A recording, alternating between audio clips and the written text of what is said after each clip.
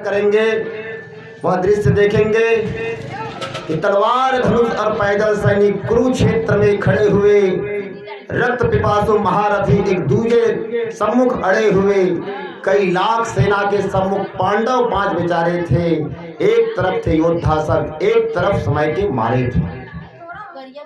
महासमर की प्रतीक्षा में सारे ताक रहे थे जी, और पार्थ के रथ को केशव स्वयं हाँक रहे थे जी। भगवान कृष्ण स्वयं पांडव के रथ को चला रहे थे, अर्जुन के रथ को चला रहे थे। रणभूमि की सभी नजारे देखने में कुछ खास लगे। माधव ने अर्जुन को देखा, अर्जुन उन्हें उदास लगे, अर्जुन उदास दिखे। जब भगवान कहे कि बाण चलाया करो, अर्जुन उदास बैठे हुए थे। कुरुक्षेत्र का महासमर एक पल में तभी सजा डाला। पांचजन्य उठा कृष्ण ने मुख में लगा बजा डाला। भगवान कृष्ण जब मुख में शंख फूके तो युद्ध की गर्जना हो गई, और युद्ध की गर्जना हुआ शंखनाद। जैसे ही सबका गर्जन शुरू हुआ, रक्त बिखरना हुआ शुरू, और सबका मर्दन शुरू हुआ। जो सैनिक हैं एक दूसरे के ऊपर प्रहार करते हैं, युद्ध करते हैं। कहा कृष्ण ने उठ पार्थ, और एक आंख को मीच जरा। भगवान कृष्ण ने अर्जुन को कहा हे अर्जुन, उठा गांडी को और लगा निशाना। अर्जुन तो उदास देखने लगे। गांडी पर रख बाणों को, प्रत्यंचा को खींच जरा। भगवान कृष्ण ने कहा आज दिखा दे रणभूमि में योद्धा की तासीर। यहाँ एक योद्धा कैसे होता है अर्जुन। तू उठा गांडी और लगा निशाना इन दुराचारियों के ऊपर। आज दिखा दे रणभूमि में योद्धा की तासीर। यहाँ इस धरती पर कोई नहीं अर्जुन की जैसा वीर यहाँ। भगवान कृष्ण ने कहा अर्जुन को। सुनी बात माधव की तो अर्जुन का चेहरा उतर गया, सिर झुका करके बैठ गया। एक धनुर्धारी की विद्या मानो चूहा उतर गया। इतने बड़े वीर योद्धा अपने सिर झुका करके रथ पर बैठा हुआ है। भगवान कृष्ण बोले हे अर्जुन, तू उठा बाण और लगा इन पापियों के ऊपर निशाना। तू अपना सिर झुका करके क्यों बैठा है। बोले पार्थ सुनो कान्हा। अर्जुन ने कहा जितने ये सम्मुख खड़े हुए हैं, हम तो इनसे सीख सीख कर सभी भाई बड़े हुए। हे कन्हैया, तुम कहते हो इनके ऊपर बाण चढ़ाओ, इन्हें मारो। मैं कैसे इन्हें मारूं, क्योंकि इन्हीं की छत्र छाया में तो हम सब भाई मिलकर बड़े हुए हैं। इधर खड़े भावा भीष्म ने मुझको गोद में खिलाया है। गुरु द्रोण ने धनुष बाण का सारा ज्ञान मुझे सिखाया है, और आप कहती हैं मारो। मैं कैसे मारूं। सभी भाई पर प्यार लुटाया कुंती माता हमारी ने, और कमी कोई नहीं छोड़ी थी प्रभु माता गंधारी ने। माता गंधारी अपने 100 पुत्रों को जिस प्रकार से प्रेम करते थे, उसी प्रकार से हम पांचों भाइयों के ऊपर प्रेम लुटाते थे। ये जितने गुरुजन खड़े हुए हैं सभी पूजने लायक हैं। महाराज आप ही लोगों के ऊपर बाण चलाने के लिए कहते हो, मैं कैसे बाण चला दूं। ये तो पूजने लायक हैं, और आप कहते हो मार दो।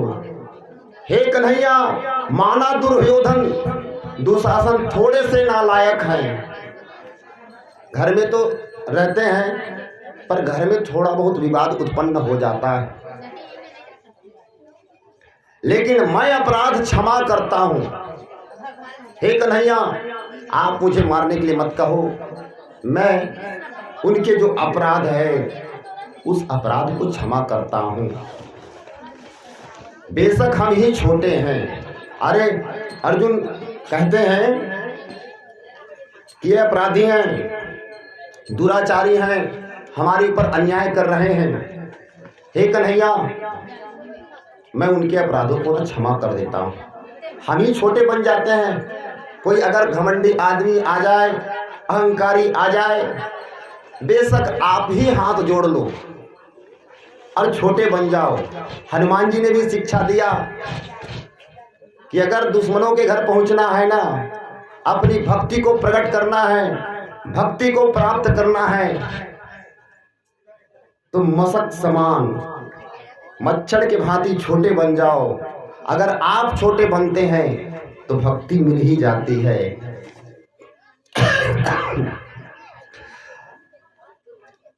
ये जैसे भी हैं आखिर माधव सब ताऊ के बेटे हैं। ये अपने कर्म में कुछ भी रहे, लेकिन हे माधव ये सब अपने हैं, मेरे अपने हैं। छोटे से भूभाग की खातिर हिंसक नहीं बनूंगा मैं। एक छोटे धरती के टुकड़ा के लिए मैं अपने परिवार वालों को कैसे मार दूं, और उस रक्त रंजित भूमि पर मैं कैसे शासक बन जाऊं। स्वर्ण ताप कर अपने कुल का विंधक नहीं बनूंगा मैं। खून सने हाथों को होता राजभोग नहीं करूंगा मैं। परिवार मारकर गद्दी मिले तो सिंहासन स्वीकार नहीं। हे कन्हैया अगर अपने ही परिवार वाले के ऊपर हम बाण मार करके उस गद्दी पर बैठते हैं तो ऐसा गद्दी नहीं चाहिए। अर्जुन ने कहा, आगे कहा, रथ पर बैठ गया अर्जुन, मुंह माधव से मोड़ लिया। बोले हे कन्हैया अगर तुम मुझे बाण चलाने के लिए कहते हो तो ये मेरे हाथ थरथराते हैं, ये हाथ मेरे उठ नहीं पाते। गांडीव हाथ से जब छूटा माधव भी कुछ अकुलाए थे। गांडी को अर्जुन छोड़ दिया। भगवान कृष्ण थोड़ा से क्रोधित हुआ, कहा अगर भाई ऐसे ही तुमको करना था तो मुझे सब फूंकने के लिए क्यों कहा? अरे पहले से बता देते कि हम सब परिवार वाले एक हैं, दुख सहन कर सकते हैं, तो हमें क्यों बुलाया? तुम्हारे लिए कौन लड़ता? कौरव तो मेरा कोई दुश्मन है नहीं, वो दुश्मन तुम्हारा है, और बीच में हम आ गए। और जब युद्ध की समय आया तो तुम पीछे हट रहे हो। पहले बता देते हम नहीं आते। शेष पार्थ पर गर्व हुआ और मन ही मन हर्षाए थे, पर भगवान कृष्ण ने सोचा कि ये शिक्षा तो मेरी है, ये शिक्षा मैंने दिया है, मैंने अर्जुन को पाठ पढ़ाया है।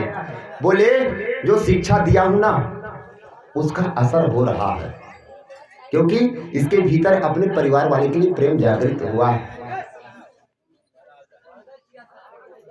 मन में सोच लिया अर्जुन कि बुद्धि ना सपने दूंगा, समर भूमि में पार्थ को कमजोर नहीं पड़ने दूंगा। आज महाभारत की वह दृश्य है जहां हजारों लोग खड़े हैं, और ये स्वाभिमान की बात है। अगर अर्जुन रण छोड़ करके भाग जाता है, क्षत्रिय जो है ना माताओं, कभी पीठ पीछे दिखा करके शत्रुओं के पीछे शत्रुओं को छोड़कर नहीं भागता। भगवान ने कहा अर्जुन को भागने नहीं दूंगा, और इसे युद्ध कराऊंगा और पापियों का सर्वनाश कराऊंगा। तो समर भूमि में पार्थ को कमजोर नहीं पड़ने दूंगा। धर्म बचाने के खातिर एक नवा अभियान शुरू हुआ। उसके बाद जगत गुरु का गीता ज्ञान शुरू हुआ। तब भगवान कृष्ण ने अर्जुन को समझाया कि नैनम छिद्यन्ति शास्त्राणि नहम दति पावका। कौन किसका रिश्तेदार है, कौन किसका भाई है। अरे भाई जब गीता ज्ञान दिया ना तो एक नजर में रणभूमि के कड़कड़ डोल गए माधव। टकटकी बांधकर देखा अर्जुन, एकदम बोल गए माधव, पार्थ मुझे पहले बतलाते मैं संवाद नहीं करता, तुम सारे भाइयों की खातिर विवाद को ही नहीं करता। अब भगवान कृष्ण अर्जुन के हृदय में क्रोध भरता है।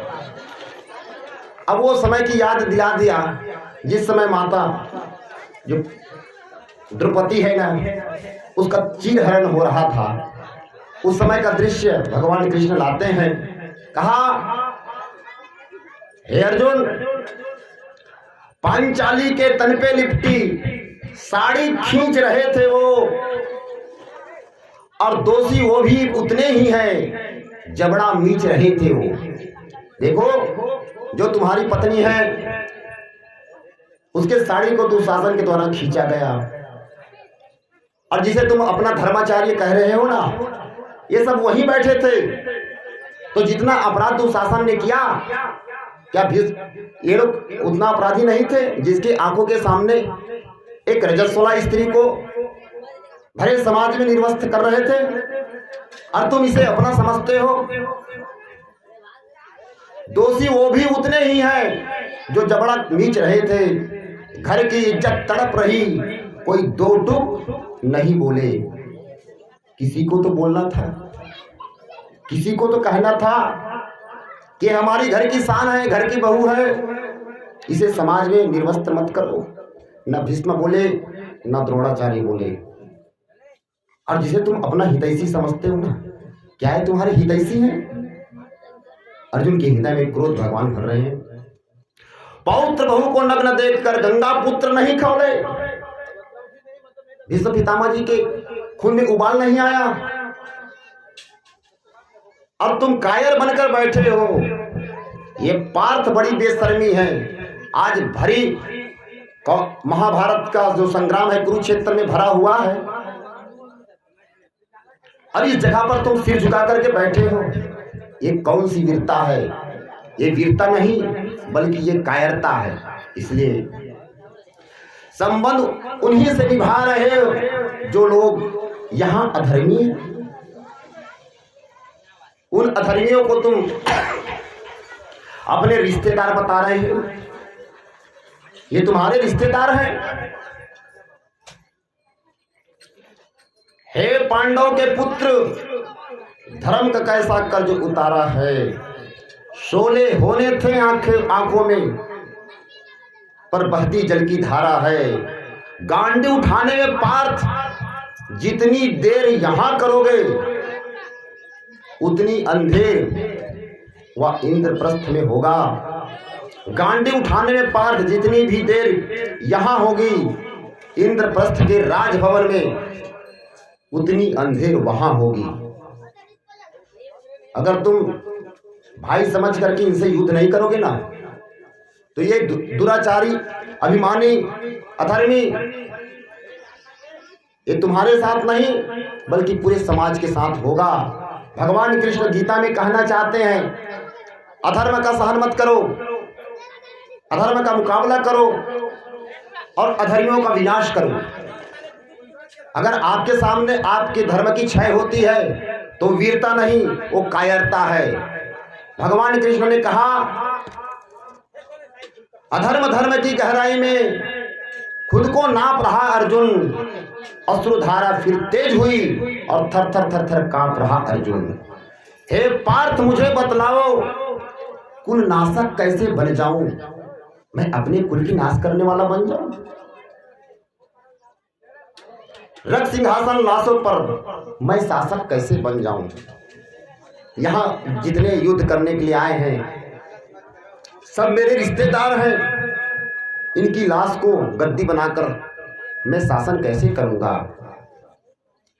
कैसे उठेंगे कर उन पर जो कर पर अधर लगाते हैं?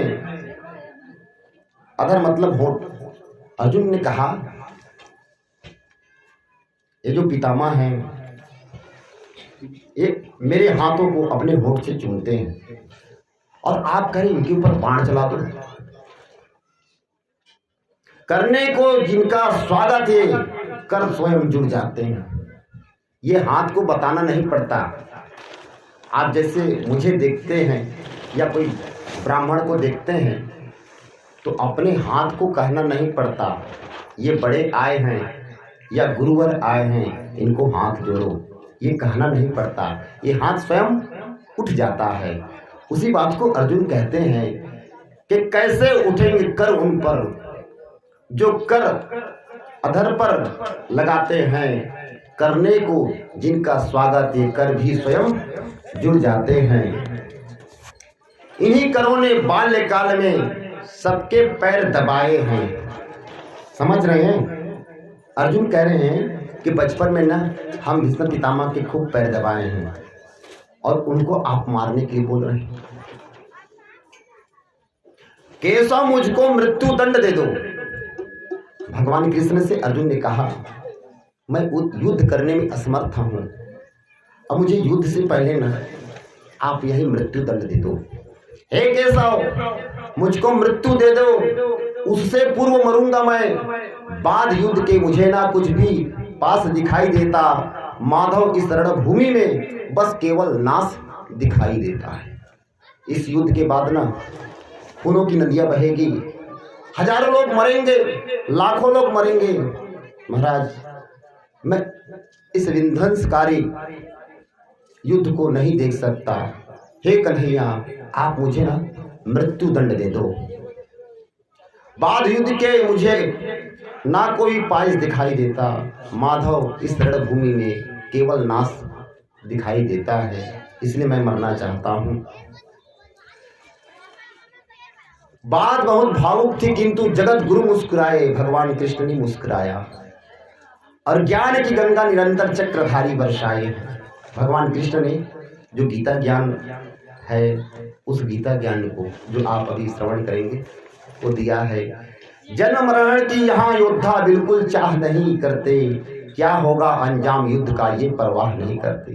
भगवान कृष्ण ने कहा, हे अर्जुन, जो वीर पुरुष होता है ना, जब युद्ध के मैदान में उतर जाता है तो परिणाम का ध्यान नहीं रखते। परिणाम क्या होगा, लक्ष्य तो हर जो युद्धकारी है वो यही सोचता है कि मैं युद्ध को विजय करूं, लेकिन परिणाम आखिरी में पता चलता है। परिणाम क्या होगा इसका चिंता तुम मत करो। बाद युद्ध के क्या होगा ये मत अनुमान लगाओ तुम। इस दुनिया की रक्तपात में कोई तो एहसास नहीं, निज जीवन का करे फैसला, नर के बस की बात नहीं। अरे फैसला करने वाले तुम कौन हो? फैसला और परिणाम विद्यार्थी अगर स्वयं निकालना चालू कर दे तो सब अच्छे नंबर लाएंगे। हर व्यक्ति चाहता है कि मैं युद्ध को जीतूं, हर व्यक्ति चाहता है मैं चुनाव जीतूं, हर व्यक्ति सोचता है कि घर में मेरा ही चले, लेकिन ऐसा नहीं होता है। वो विधाता के हाथ में है। और उसके बाद ना भगवान कृष्ण का जो गीता ज्ञान है